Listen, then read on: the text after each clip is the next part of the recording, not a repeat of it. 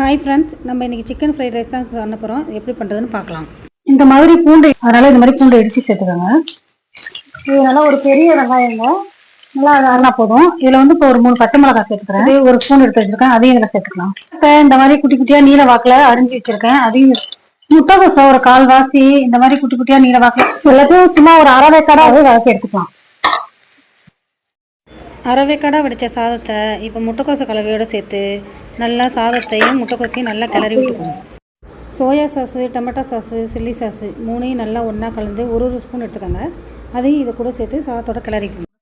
Chicken 65 இது கூட சேர்த்துக்கணும். அதுக்கப்புறம் இந்த மாதிரி முட்டையும் ஃப்ரை பண்ணி வச்சுருக்கேன், இதையும் சேர்த்துக்கலாம். ஒரு மிளகாய் தூளுங்க, இதை கொஞ்சம் சேர்த்துக்கிறேன். கொஞ்சம் மல்லிக்கீரை அதையும் கொஞ்சம் சேர்த்து கிளறி விட்டுக்கலாம்.